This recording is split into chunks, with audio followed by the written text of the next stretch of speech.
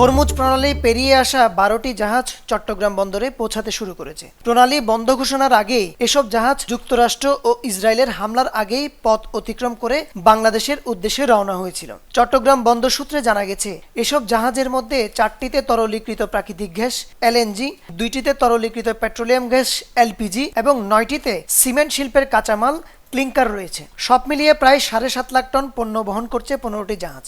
এর মধ্যে 12টি ইতিমধ্যে বন্দরে পৌঁছেছে। বাকি 3টি জাহাজ চলতি সপ্তাহে পৌঁছানোর কথা রয়েছে। চট্টগ্রাম বন্দরে পৌঁছা 12টি জাহাজে প্রায় 6 লাখ টন পণ্য রয়েছে। গত 28 ফেব্রুয়ারি ইরানের উপর যুক্তরাষ্ট্র ও ইসরায়েলের যৌথ হামলা এবং তেহরানের পাল্টা প্রতিক্রিয়ার পর হরমুজ প্রণালী ঘিরে উত্তেজনা তৈরি হয়। এতে বিশ্বজুড়ে তেল ও এলএনজি সরবরাহের প্রায় 1/5 ঝুঁকির মুখে পড়েছে। হরমুজ প্রণালী ব্যবহার করে ইরাক, ইরান, কাতার, কুয়েত, বাহরাইন, সংযুক্ত আরব আমিরাত ও সৌদি আরব, এই 7 দেশের সঙ্গে বাংলাদেশের পণ্য আনা নেওয়া হয়। সংঘাতের প্রভাব পড়েছে পাশের দেশ ওমানের পারস্য উপসাগর থেকে জাহাজগুলো হরমুজ প্রণালী পেরিয়ে ওমান উপসাগর, আরব সাগর, ভারত মহাসাগর ও বঙ্গোপসাগর হয়ে বাংলাদেশে আসে।